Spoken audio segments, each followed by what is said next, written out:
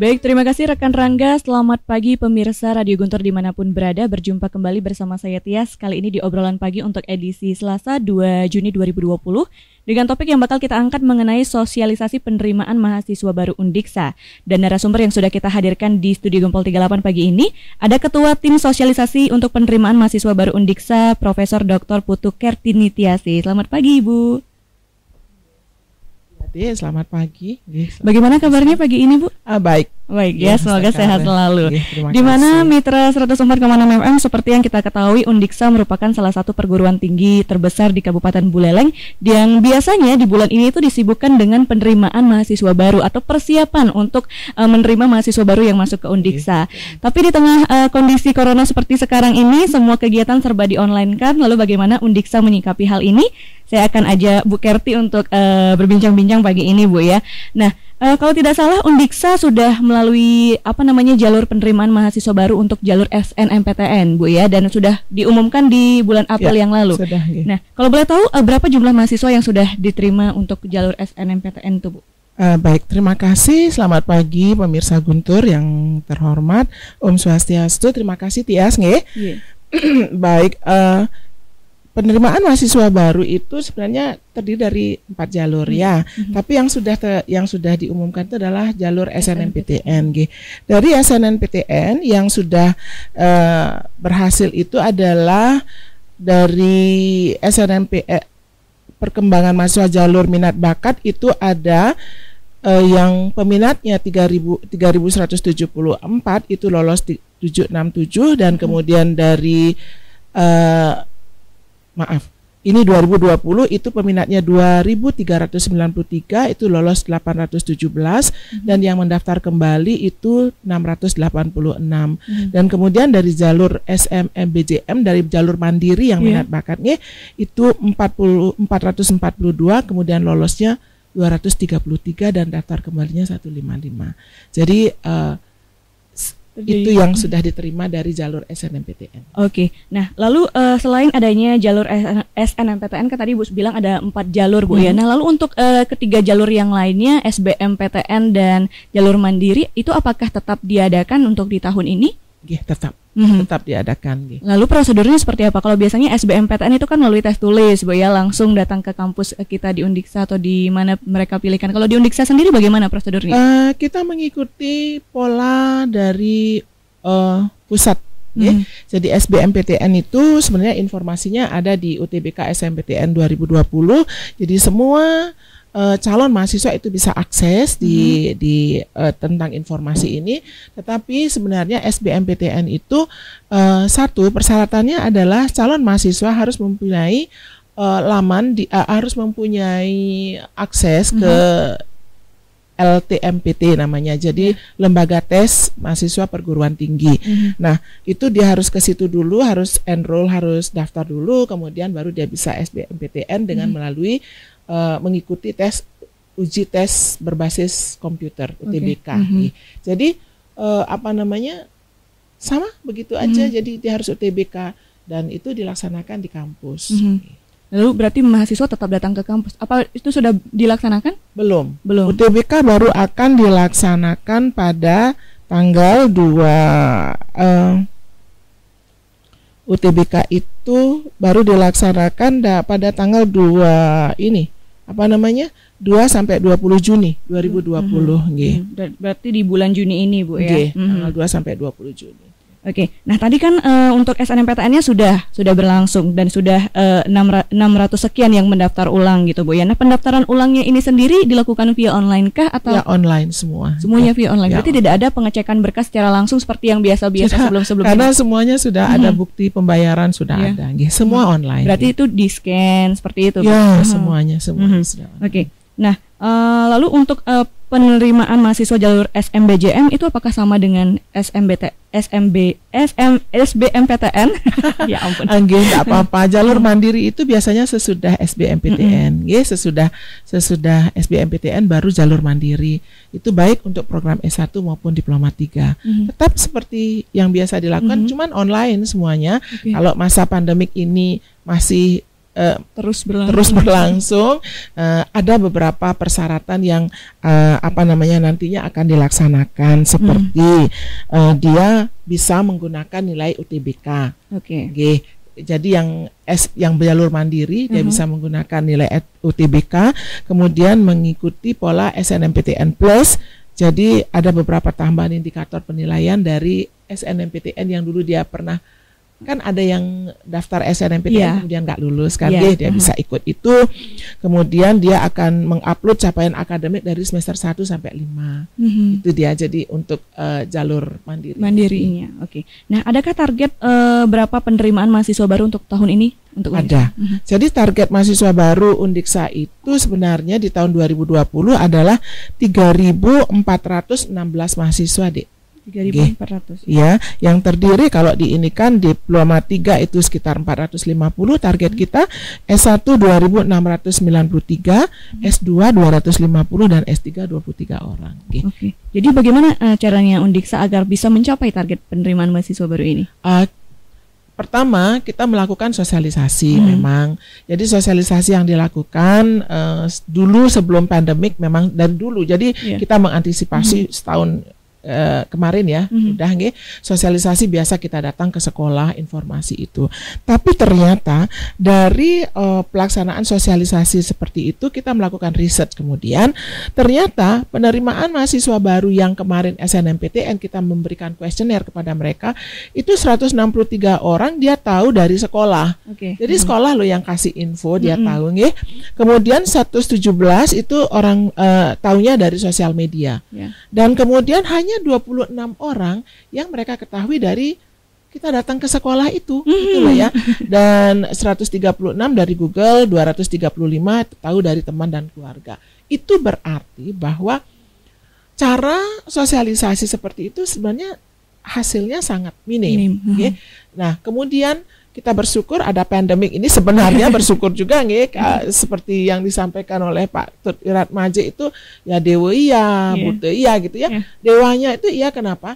Karena dengan pandemik ini sebenarnya semuanya online. Setiap calon mahasiswa juga dia melek dengan IT. Jadi dia menjadi terbiasa untuk melihat informasi dari Google kan, sehingga Undiksa sekarang itu memperbaiki sistem sosialisasinya. Jadi kita menggunakan sosial media. Yang kedua interaktif di radio, interaktif di TV. Kita pakai Puja Astawa. Kita lakukan lomba TikTok lah seperti sekarang kemudian IG, Instagram, kemudian Facebook. Jadi kreatif dan kemudian banyak media yang kita pergunakan sebagai sosialisasi untuk penerimaan mahasiswa baru. Dan astongkare dengan cara yang kita pergunakan niki, mudah-mudahan ya saya yakin target itu bisa tercapai. Dan kalau tidak salah di tahun 2019 atau sebelumnya Undiksa sudah terakreditasi unggul. Apakah berkat itu ada peningkatan jumlah mahasiswa yang masuk ke Undiksa? Pastinya. Satu karena akreditasi unggul. Yang kedua bahwa Undiksa itu punya fakultas kedokteran banyak sekali menunjukkan kepada publik bahwa Undiksa itu memang perguruan tinggi yang bukan main-main nggak main-main ya. Karena ada kedokteran, karena kedokteran itu pertanggungjawabannya akan sangat tinggi. Yang ketiga bahwa masyarakat juga harus tahu bahwa Undiksa punya tenaga pendidik yang sangat profesional ya. Kita punya 41 profesor, doktor, master, itu sudah menjamin kualitas Undiksa sebenarnya. Dan tadi Ibu bilang ada fakultas kedokteran. Itu kan bisa dibilang fakultas termuda di Undiksa saat ini. Nah, untuk tahun ini apakah ada peningkatan penerimaannya? Masih belum karena masih menunggu akreditasi. Nanti ketika diakreditasi kemudian kita bisa ini. Nah, kalau boleh tahu apakah dari jalur SNMPTN sudah ada mahasiswa yang keterima di Fakultas Kedokteran?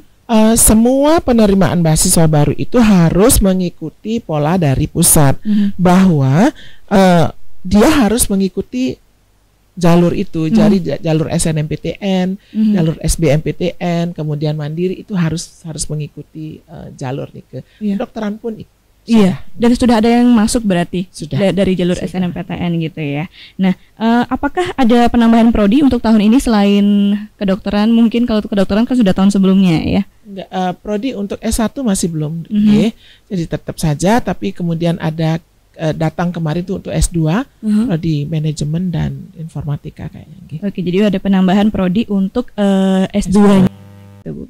Nah, untuk pemerintah Jokowi ini kan sudah meluncurkan kartu kuliah pintar untuk tahun ini. Jadi bidik misi diganti dengan KKP ya. Nah, KIP, Kartu Indonesia Pintar. Oke, KIP. Nah, apakah itu sudah terakomodir dalam penerimaan mahasiswa Undiksa kali ini? Harus sudah, karena tidak ada bidik misi lagi. Mereka harus pakai kartu Indonesia Pintar ini. Jadi bagi mahasiswa yang belum tamat dan mereka sebagai penerima bidik misi itu tetap menerima, tapi cuma terganti namanya saja. Proses persyaratannya untuk mahasiswa barunya itu berarti tetap KIP dan bidik misi. Kalau yang dulu bidik misi, sekarang tidak ada bidik misi lagi, tapi diganti namanya menjadi Kartu Indonesia Pintar. Tapi prosedurnya segala macamnya itu sama persis gitu ya. Nah, apakah mahasiswa yang saat ini menjadi mahasiswa baru itu belum misalnya mendapatkan KIP? Nah, apakah dia bisa berkesempatan mendapatkan KIP setelah dia mungkin menjadi mahasiswa di Undiksa? Kalau dulu kan kalau di bidik misi setahu saya Bu ya, kebetulan saya juga Undiksa, kalau tidak dapat saat menjadi mahasiswa baru, saat udah jadi mahasiswa itu dia dapat kayak kuota tambahan. Nah, apakah di KIP ini akan berlaku seperti itu kira-kira? Tapi persyaratannya dia harus punya KIP dulu, untuk mendaftar. Oke. Jadi kalau dia punya KIP baru berkesempatan. Berarti kalau tidak memiliki itu, kalau mendaftar untuk mendapatkan bidik misi yang istilahnya zaman dulu memang tidak bisa, dia harus punya apply untuk KIP dulu, kemudian dia melampirkan itu, kemudian melamar untuk Undiksanya. Nah, Undiksa kan sekarang dikenal nih dengan biaya kuliah tunggal yang terjangkau, kalau bisa dibilang gitu Bu ya. Biaya hidup di Singaraja juga tidak terlalu tinggi lah jika dibandingkan dengan daerah-daerah lain. Nah, kalau hitung-hitungan, kalau Ibu bisa memprediksikan gitu ya untuk orang tuanya yang misalnya buruh tani atau yang ya pekerjaannya harian gitu lah Bu, berapa sih dana yang harus mereka siapkan semisal mereka tidak mendapatkan KIP ini? Kalau sebenarnya kan UKT itu kan dimasukkan berdasarkan dari beberapa komponen, beberapa komponen. Misalnya saja berapa gaji per bulan dari orang tua, dari listriknya bayar berapa. Karena listrik berpengaruh sekali loh ya. Tidak mungkin ada orang yang kaya kemudian dia listriknya pakai cuma 450 watt, kan tidak mungkin. Kemudian dari air, kemudian dari pajak, pajak bangunannya. Nah, kemudian dari kondisi rumah kalau yang bidik misi zaman dulu. Nah, ini mempengaruhi komponen UKT. Kalau memang dia adalah seorang petani dan kemudian dia bayar listriknya cuma 100.000 per bulan, itu akan berpengaruh terhadap UKT itu kan. Ada nanti summary-nya berapa dia harus membayar UKT dengan memasukkan komponen itu. Jadi perhitungannya sudah sangat diperhitungkan sekali. Kalau memang kondisi orang tuanya seperti itu, tidak akan mungkin mahasiswa itu membayar banyak gitu. Jadi itu yang menjadi jaminan bahwa adik-adik yang masuk ke Undiksa itu sangat terjangkau SPP-nya, UKT-nya sesuai dengan pekerjaan orang tuanya. Berarti itu ditentukan dengan bagaimana si mahasiswa itu sendiri meng-apply ya Bu ya, memasukkan data-data orang tuanya. Betul. Dan itu tidak bisa bohong karena semuanya ada buktinya kan upload berapa ini kalau dia pekerjaan petani. Dan ada surat keterangan dari kantor kepala desa. Lalu apakah dari pihak Undisanya sendiri tidak ada yang turun ke lapangan gitu untuk mengecek apakah ini mahasiswanya benar-benar, karena kalau dulu kan ada ya kalau di bidik misinya sendiri. Ada. Untuk sekarang juga. Kalau untuk bidik misi dulu dan untuk KIP mungkin sekarang mungkin cuman saja kalau untuk uang kuliah tunggal, kalau yang tidak punya KIP dia, kita percaya karena kepala desa kalau bohong ya dia resikonya dia sendiri lah ya. Nah, selain KIP apakah ada masih beasiswa lain yang ada di Undiksa? Banyak sekali ada beasiswa di Undiksa, makanya ini juga merupakan keunggulan kita ya. Banyak sekali ada BBM, PPA, ada dari bank-bank Indonesia ya. Kemudian ada dari rektor sendiri beasiswanya. Banyak sekali deh. Apakah ada syarat tertentu yang harus dipenuhi nih oleh mahasiswa untuk bisa mendapatkan beasiswa lain yang disediakan oleh Undiksa itu? Misalnya apakah dia emang harus ikut organisasi yang ada di Undiksa dulu baru bisa, atau ya udah walaupun dia nggak ikut organisasi tetap bisa? Sekarang Undiksa itu punya, dengan sistem online ini, kita punya sistem di mana mahasiswa itu kalau tidak aktif, misalnya terserah dari jenis beasiswanya, kalau beasiswa itu adalah beasiswa PPA, itu ada persyaratannya seperti apa, kemudian BBM dia persyaratannya seperti apa, BI mengeluarkan sendiri persyaratannya seperti apa gitu loh ya. Nah, jadi kita mengikuti persyaratan itu dan kita punya sistem memasukkan mahasiswa ke sistem itu. Kalau misalnya kita BBM, apa yang dipersyaratkan, prestasi dulu, kalau PPA prestasi dulu. Jadi ini prestasinya dia yang lebih diutamakan. Dia memasukkan prestasi akademik, kemudian non akademiknya dia dapat juara speech contest misalnya, storytelling dan lain sebagainya di situ kemudian jeget bagus atau putri apa, ya itu yang akan diberikan. Memang semuanya sekarang sangat terbuka. Jadi tidak seperti dulu mungkin bisa ini anak organisasi ini, bisa sekarang semuanya. Karena yang biasa dikeluhkan seperti itu. Misalnya dia bukan anak organisasi, tiba-tiba kok nggak dapet, dia jadi menyalahkan dirinya sendiri. Dan memang sebenarnya seharusnya kalau mau dapat beasiswa kan harus ikut organisasi ya, harus aktif. Masa diam-diam aja di rumah terus tiba-tiba dapat beasiswa? Itu juga menjadi persyaratan sekarang, tapi semuanya fair. Jadi ada sertifikat upload, jadi sangat fair mainannya. Berarti masih ada kemungkinan untuk mahasiswa yang sudah pernah mendapatkan beasiswa sebelumnya untuk tetap di tahun berikutnya untuk dapat beasiswa lagi? Bisa aja, bisa kalau mereka tetap aktif. Itu berarti dilihat dari keaktifan dan juga aktivitas, prestasi, dan nilainya pasti ya. Pasti. Nah, apakah ada program unggulan lainnya di Undiksa untuk saat ini, Bu?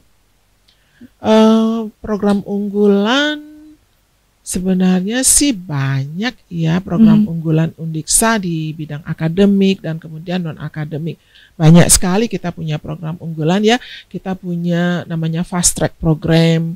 Jadi kuliah di sini sebentar, kemudian di luar negeri ini bisa double degree dia gitu ya. Kemudian KKN ke luar negeri, PPL di luar negeri bisa, dan kemudian banyak sekali yang sistem itu yang bisa sebenarnya menjadi modal bagi mahasiswa untuk kelak bisa berkompetisi di era global ini. Oke, baik, terima kasih. Menarik sekali ya Bu Kerti, nanti kita bakal lanjutin ngobrolnya, tapi kita break iklan dulu. Saya kembalikan dulu ke rekan saya Rangga. Silakan dulu rekan Rangga.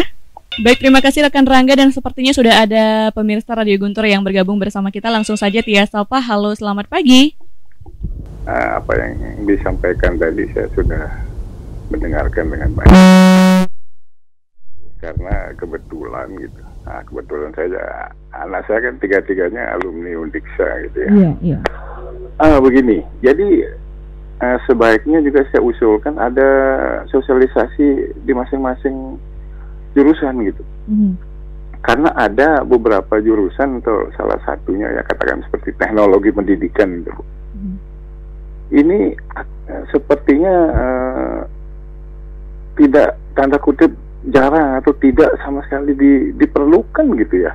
Kalau saya bilang mungkin salah ya, mohon maaf cara penyampaiannya. Di setiap penerimaan CPNS atau apa jarang dicari gitu.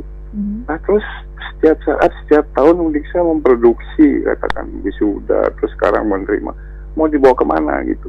Jadi di jurusan mana dia? Titelnya SPD, Bu, sarjana pendidikan, tapi dia jadi guru nggak mungkin gitu loh. Untuk dicari tidak mungkin jurusan itu, padahal diproduksi terus, mau dibawa kemana? Tidak seperti yang lainnya gitu, misalnya akuntansi atau sarjana hukum gitu. Di bidang mana dia bisa masuk gitu? Kan orang pertama dia masuk ke sana kan nggak tahu. Yang penting diterima dulu di perguruan tinggi negeri kan. Titelnya SPD, pikirannya bisa jadi guru. Ternyata enggak, Bu. Tidak pernah dicari gitu. Saya amati itu setiap banyak dari teman-teman, sehingga dia nyapler gitu disiplin ilmunya, walaupun dia lulusnya dengan pujian gitu, berperang aja dia tidak punya kesempatan gitu. Karena tidak pernah dicari. Jadi menguji kemampuannya untuk mencoba mengasah itu ilmunya itu nggak ada tempat gitu. Nah, seperti apa nanti dibawa kemana mereka gitu. Mudah-mudahan itu bisa disosialisasikan sebab diproduksi terus sepanjang tahun dan dicari terus gitu. Nah, dibawa kemana gitu. Nah, mungkin itu aja, Bu.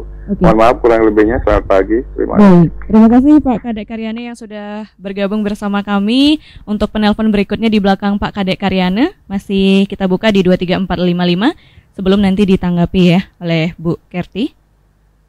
Oke. Mungkin belum ada dulu. Bisa langsung ditanggapi dulu, Bu. Oke, selamat pagi Om Swastiastu Pak Kadek Karyana.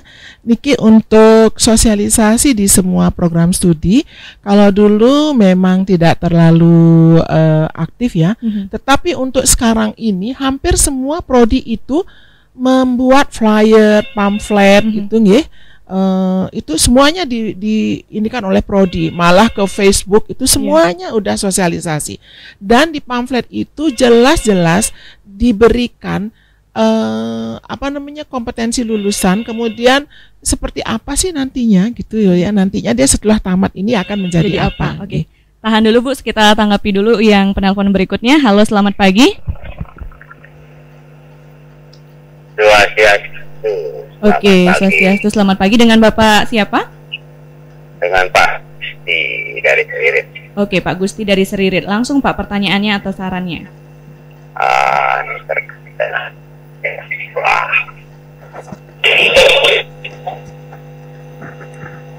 Halo? Salah satu orang yang sudah lulus. Sebelumnya Pak, mohon maaf, apakah bisa volume radionya dikecilkan sedikit agar suara Bapak bisa terdengar jelas di studio kami? Halo? Halo? Ya. Oke, bisa dilanjutkan Pak pertanyaannya. Ini dari awal ingin punya anak kuliah gitu, sehingga mendukung anak kuliah. Kemarin sudah lulus seleksi online, terus dengan situasi sekarang hampir tidak bisa mengikuti daftar ulang gitu. Jadi mohon kedepannya bisa dibantu bagaimana mendapatkan beasiswa untuk anak kami sehingga bisa mengikuti kuliah di Indonesia, begitu Bu. Jadi apa saja persyaratan-persyaratan yang bisa kami kumpulkan, kami buat untuk anak kami bisa mendapatkan beasiswa di kampus Indonesia begitu, karena kemarin hampir saja untungnya ada bantuan dari saudara untuk membayar lewat online-nya itu Bu. Jadi mohon bantuan apa saja yang bisa kami siapkan untuk kedepannya untuk meringankan biaya kami di kampus begitu. Kira-kira itu aja. Terima kasih. Baik, terima kasih Pak Gusti dari Seririt ya. Nanti bakal langsung ditanggapi. Sebelum ditanggapi, apakah di belakang Pak Gusti ada yang bergabung bersama kami? Masih kita tunggu di 23455. Sebelum nanti ditanggapi ya oleh Bu Kerti. Oke. Tias rasa belum? Ibu bisa langsung? Oke, lanjut ke Pak Kadek Karyana dulu. Bahwa itu sosialisasi dari masing-masing prodi itu sudah dilakukan sekarang ini, dan dengan pandemi ini malah tambah aktif, jadi di Facebook juga, di Instagram juga, dan hampir semua prodi dengan caranya masing-masing dan sangat menarik untuk sosialisasinya. Nah di situ sudah ada, tapi niki karena Bapak ampun selesai ini anaknya ya Pak Kadek Karyana itu TP itu adalah teknologi pendidikan, memang gelarnya ya sarjana pendidikan, cuman sebenarnya kita tidak harus tergantung menjadi guru saja. Seperti di jurusan bahasa Inggris, kita nggak akan mempersiapkan anak-anak untuk hanya menjadi seorang guru bahasa Inggris, tapi dia bekerja di mana. Dan seorang ahli teknologi pendidikan ini sangat diperlukan oleh bangsa ini sekarang ini ya, karena dia bisa membuat model-model pembelajaran, video pembelajaran di ini ya untuk guru-guru. Dia membantu guru untuk bagaimana mengajarkan topik A dengan lebih mudah seperti di ruang guru itu. Jadi teknologi pendidikan itu sangat diperlukan. Jadi memang tidak hanya sebagai guru saja. Dan Undiksa tidak pernah berbohong, karena di brosur itu juga dikatakan bahwa lulusan teknologi pendidikan itu bisa bekerja di A, B, C. Jadi tidak hanya sebagai guru. Berarti sudah ada deskripsinya jelas gitu ya. Hanya saja kalau orang tua hanya mengharapkan anaknya untuk menjadi guru, nah ini dia ya. Jadi kenapa Undiksa tetap menerima mahasiswa di jurusan teknologi pendidikan itu karena dia bisa bekerja tidak hanya seperti sebagai seorang guru. Jadi dia sebagai pembuat model pembelajaran dan lain sebagainya karena memang ahlinya di sana. Nah, ini dia. Jadi mungkin ini yang tidak dimengerti oleh para orang tua sehingga menyalahkan kok nerima aja tapi kemudian nggak tersalurkan dan tersalurkannya itu sebenarnya dari beberapa kesempatan kerja. Jadi tidak hanya sebagai guru. Nah, guru ini ya terserah dari pusat berapa diperlukan kan begitu, tapi seorang anak lulusan TP Undiksa itu sebenarnya sudah dibekali dengan kompetensi-kompetensi yang bisa untuk kelayakan kecakapan hidupnya dia. Oke, mungkin itu alasan kenapa Undiksa tetap membuka gitu ya. Ya, karena sangat potensial mereka. Jadi kita juga sudah mengadakan survei bahwa apa yang diperlukan oleh masyarakat itu tetap kita buka karena memang anak-anak harus bisa bekerja di sektor-sektor itu. Lanjut ke Pak Gusti di Seririt nggih. Hastong Kare sudah dapat anaknya, selamat nggih Pak Gusti nggih. Cuman untuk beasiswa niki kalau beasiswa bidik misi itu biasanya diusulkan oleh sekolah dulu. Kemudian untuk beasiswa selanjutnya itu jangan sampai berharap semester 1-2 karena semester 1-2 ini adalah masa di mana mahasiswa itu menunjukkan potensinya dia. Potensi akademik, kemudian keorganisasian dan lain sebagainya sehingga beasiswa itu baru diberikan pada semester 3. Tapi ada beberapa yang semester 2. Silahkan sepanjang anaknya Pak Gusti niki dimotivasi untuk aktif, untuk jangan ngelekati gitu kalau bahasa Balinya ya, jangan ngekoh gitu. Jadi harus tetap berusaha dan kemudian belajar yang baik itu aja. Kayak istilahnya kalau pingin mendapatkan sesuatu dari kampus kita harus bisa memberikan sesuatu lah ya, sumbangsi. Betul, nggak bisa kita. Dong kita ngambil aja kan. Iya. Oke, penelpon selanjutnya bakal Tia sapa dulu. Halo, selamat pagi. Om Swastiastu. Apakah ini Pak Riba? Oke. Pak Riba, volume radionya bisa dikecilkan sedikit agar suaranya Bapak bisa terdengar jelas di sini. Halo? Halo. Oke, ya sudah. Astawa saking Bungkulan. Oh, Pak Astawa, iya. Maksudnya begini, orang mencari ilmu kan bukan sekedar pinternya, tapi untuk mendapat hidupnya di kemudian hari. Untuk mencari makan dan lain-lainnya. Nah sekarang yang tanya pada narasumber, alumni yang sudah keluar dari Undiksa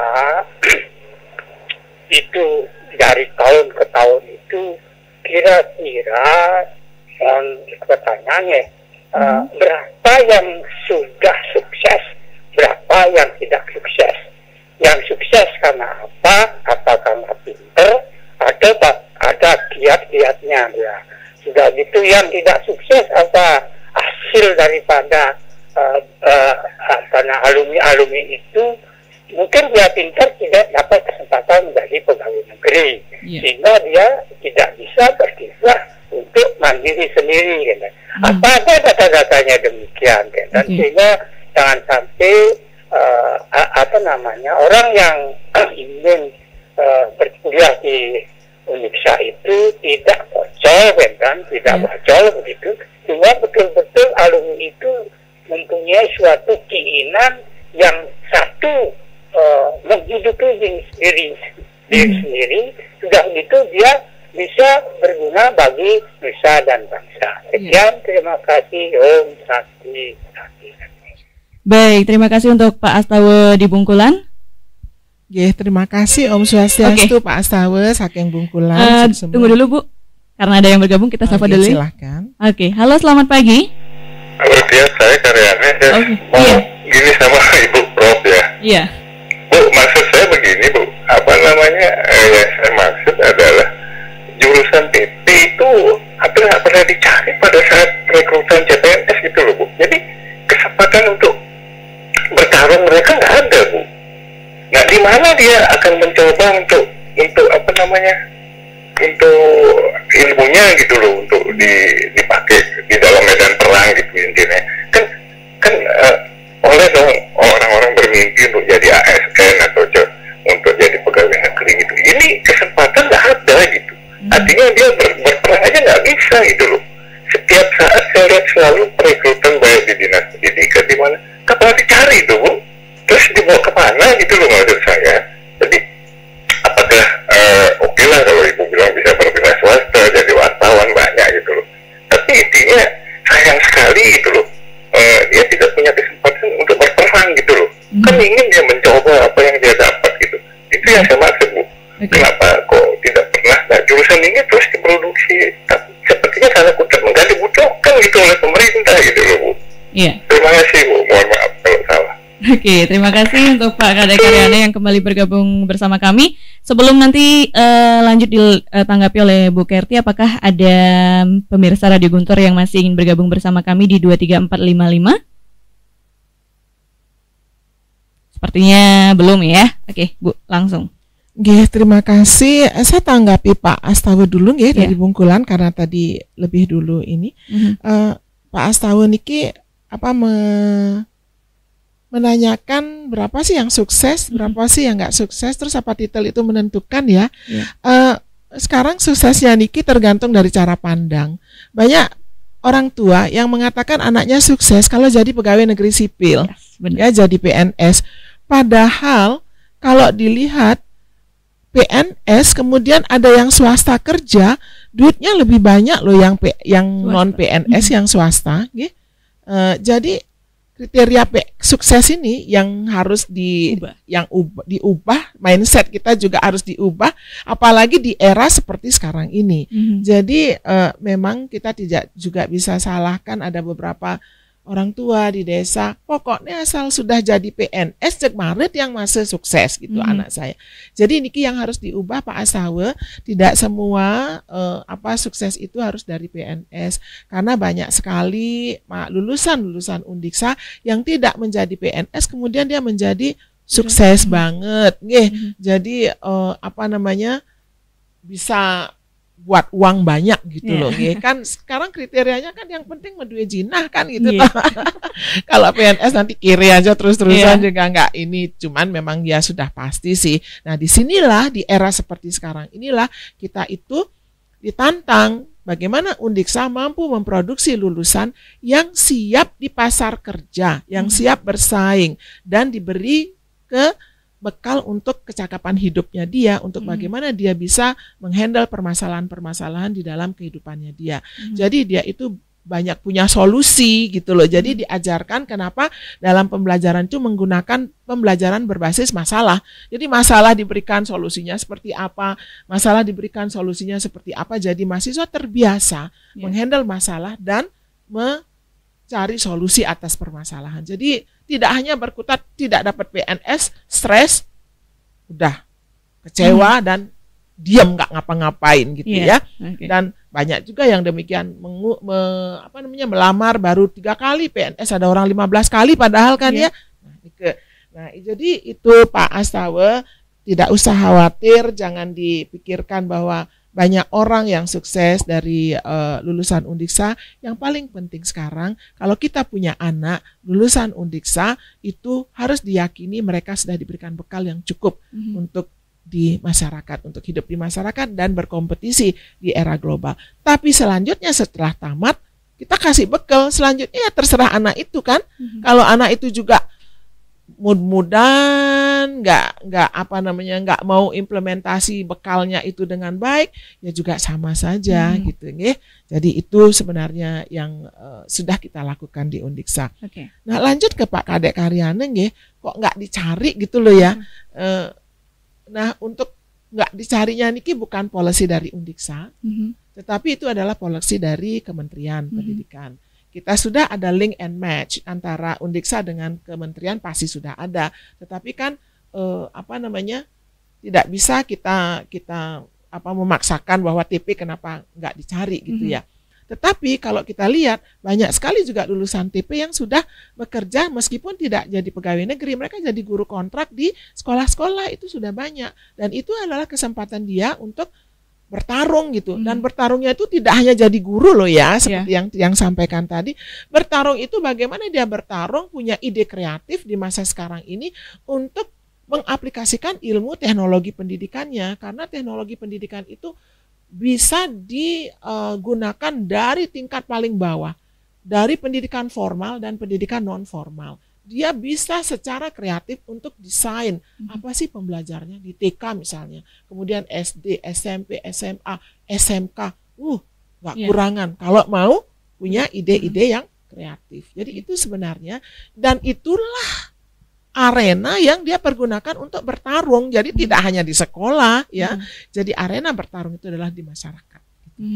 Oke. Tapi kan tadi tuh Pak Kadek Karyana sempat menyinggung soal mereka tidak punya kesempatan untuk bertarung karena belum bisa daftar untuk tes CPNS. Berarti bisa dikatakan di sini Undiksa tetap membuka jurusan ini bukan berpatok akan dicari atau tidaknya di CPNS seperti tidak itu. Bisa, karena sebenarnya Undiksa sudah mempersiapkan anak ini tidak hanya untuk menjadi guru dan tidak hanya untuk menjadi PNS. Kalau begitu aja nanti bisa kesempatan masyarakat kan dan itu tidak punya ide kreatif dia.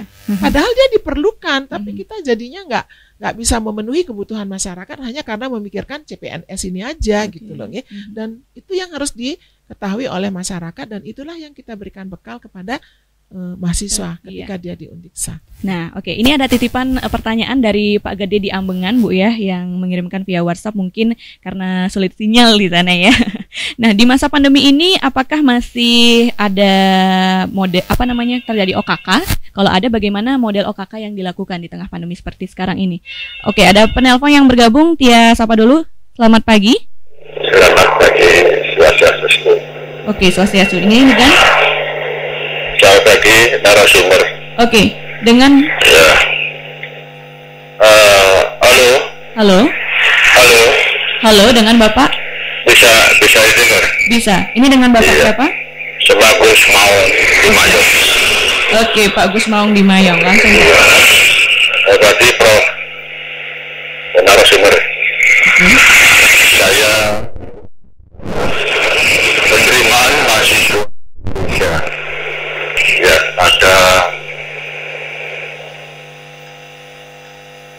Halo?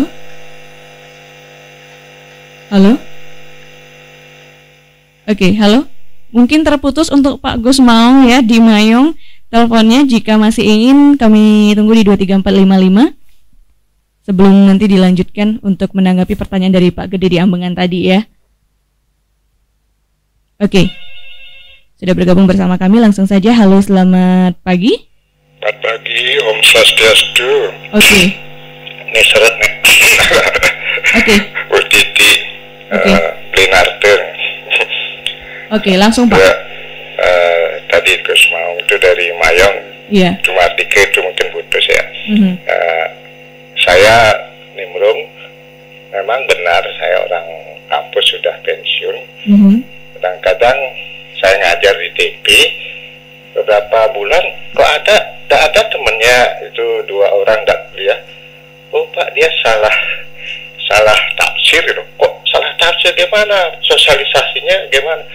Dikira teknologi pendidikan ini adalah bagian komputer, IT itu. Nah, atas masukan itu saya juga berpikir mungkin ini perlu, karena saya sering taman kota ketemu mahasiswa TP latihan metode fotografi gitu ya. Nah, sehingga setelah saya tanya, ini bagaimana Pak nanti media untuk praktik PPL? Nah, apakah PPL ini masih diterapkan sekolah-sekolah? Sehingga kalau penerimaan guru tidak ada penerimaan mahasiswa TP, PNS, mungkin ini disanksikan atau ditanyakan oleh Pak Kadek Karyana. Mungkin perlu ini dievaluasi menurut saya. Sehingga kalau dulu namanya kan PLS ya, zamannya Pak Romi saya ngajar juga, Pak Gampel saya ajar dulu. Nah, mudah-mudahan ini perlu dievaluasi serapi, di mana konteks pertanyaan Pak Karyana itu yang pertama. Kedua, mengenai apa istilahnya tadi itu SPP UKT ya. Mudah-mudahan ini perlu dicermati, terutama yang dari mahasiswa dari ya Jawa, mungkin tadi ada istilah tidak jujur. Saya pernah tanya, mungkin saya dikira ya memang saya tidak diketahui dosen duduk di Alfamart, dia di mana kuliah, bisa dapat ID misi enggak, dapat UKT berapa, bayar 500. Dari mana? Saya dari Jawa Barat. Jauh sekali kok bayar 500. Ya Pak, orang pakai keluarga saya yang dekat, pakai yang kurang mampu.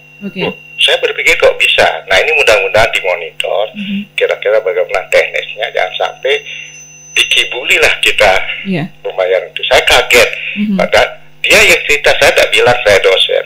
Berarti dia mempergunakan cara ya memang ini kan menipu. Artinya seperti Bu Didi katakan Pak tadi, keterangannya itu yang dipakai permainan oleh membohongi diri dan bohongi kampus. Nah, sekian, terima kasih Om Santi Om. Oke, terima kasih Pak Marta Aryata ya yang sudah bergabung bersama kami. Langsung Bu, ditanggapi dari Pak Gede dulu mungkin tadi. Oke, terima kasih Om Swastiastu Pak Gede dari Ambengan. Ini tentang OKK. Karena kita baru mulai itu bulan Agustus OKK itu, jadi kami masih belum memikirkan bagaimana sistem OKK-nya. Tapi yang penting kita dapat mahasiswa, tapi OKK itu akan tetap berlangsung. Tidak bisa tidak, karena bagaimanapun seorang mahasiswa baru itu harus diberikan orientasi kehidupan kampus. Jadi tetap harus ada. Mungkin kita masih akan memikirkan bagaimana nanti sistem OKK kalau masa pandemik ini masih berlangsung. Jadi itu mungkin, jadi saya mohon maaf pada Pak Gede tidak bisa secara operasional menjelaskan bagaimana sistem OKK-nya, tapi masih tetap harus ada. Kemudian Pak Narte, terima kasih masukannya Pak Narte. Mungkin dari jurusan TP harus melakukan evaluasi bagaimana nanti supaya eksplisit, nanti mungkin Pak Rektor yang akan di kementerian untuk penerimaan CPNS-nya, apalagi seperti sekarang itu CPNS itu sangat-sangat fair mainannya. Jadi kalau nggak pinter ya enggak, semuanya pakai tes cat itu kan ya. Jadi udah nggak bisa main-main, nggak bisa main-main dan fair banget pokoknya. Jadi memang kualitas yang harus dipentingkan sekarang ini. Baik, terus UKT Pak Narte ya memang kita nggak bisa. Kita punya misalnya yang mahasiswa baru ada 3.400-an begitu ya mahasiswa.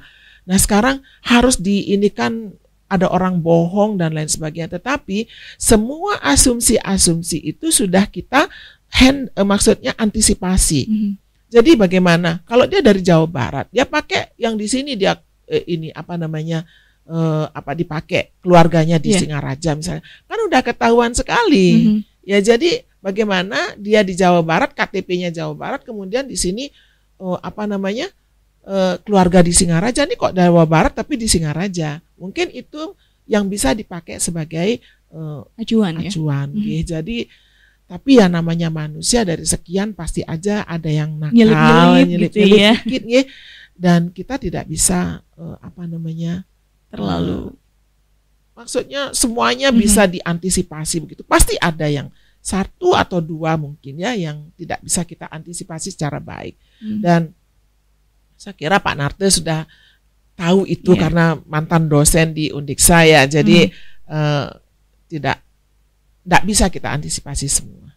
Oke, terima kasih. Sebelum nanti Ibu akhiri, Tias punya sedikit pertanyaan Bu ya. Kemarin Tias menonton sebuah video yang sedikit sangat menarik menurut Tias, di mana di sana dikatakan bahwa sebenarnya wisuda dan toga itu bukan ajang pembuktian. Tapi pembuktian yang sebenarnya bagaimana kita mahasiswa yang sudah lulus itu bisa mencari kerja di dunia. Nah, bagaimana cara Undiksa untuk membekali mahasiswanya agar siap bertempur di medan perang yang sesungguhnya, Bu? Betul, Dek. Karena sebenarnya wisuda toga itu hanya euforia saja sebenarnya ya. Itu hanya euforia aja. Sebenarnya sekarang saya sering kalau di wisuda, sedang mau wisuda karena saya mantap di dekan dulu ya.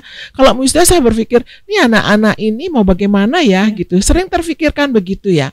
Tapi kemudian kami di Undiksa itu sangat yakin. Karena kenapa?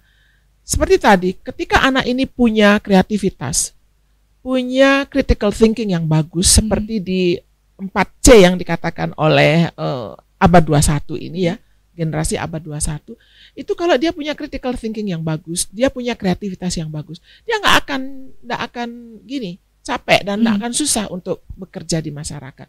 Yang penting kan ini medan perangnya dia ya. Nah, Undiksa sudah membekali mahasiswanya dengan berbagai hal. Yang pertama, sekarang kurikulum diberikan bahasa Inggris dengan lebih banyak. Era sekarang memerlukan kemampuan bahasa Inggris yang lebih bagus. Satu. Yang kedua, sekarang kurikulum yang akan datang ini akan bisa shopping dia namanya. Jadi kalau adik di ekonomi, di manajemen, mau pingin belajar komputer, karena adik pingin punya kemampuan ICT yang bagus, adik bisa shopping mata kuliah ke jurusan lain. TI. Kemudian pingin, saya bahasa Inggris deh gitu. Ke TI sama bahasa Inggris. Bisa ke FBS. Jadi bisa shopping bahasa Inggris di situ. Misalnya, saya tidak mau bahasa Inggrisnya sampai reading gitu, enggak. Saya punya speaking aja. Jadi ikut speaking di situ. Nah, jadi itu usaha Undiksa untuk menterjadikan lulusan Undiksa itu adalah lulusan yang siap bersaing di era global. Dan kemudian pembelajarannya sekarang diubah, bagaimana pembelajaran itu mendukung, mensupport bagaimana seorang mahasiswa Undiksa itu memiliki critical thinking yang bagus. Seperti tadi saya sampaikan, masalah dikasih pembelajarannya udah nggak kayak dulu lagi, dosen nggak boleh ngemel-mel di depan kelas ya, jadi dia disodori pada problem kemudian solving gitu. Jadi cuman memang mahasiswa kita di SMA mungkin belum terbiasa dengan kehidupan seperti itu, sehingga mereka merasa kok saya nggak diajar sama dosennya, padahal permasalahan yang diberikan kepada mahasiswa itu sebenarnya otomatis sudah membelajarkan mereka untuk mempunyai daya terbiasa memecahkan masalah gitu ya. Sendiri agar tidak mengandalkan orang lain. Oke Bu, silakan berikan closing statement sebelum nanti Tias akhiri. Baik, terima kasih. Sebagai ketua tim sosialisasi penerimaan mahasiswa baru, jadi saya ingin semua masyarakat tahu tentang Undiksa, keunggulan Undiksa, dan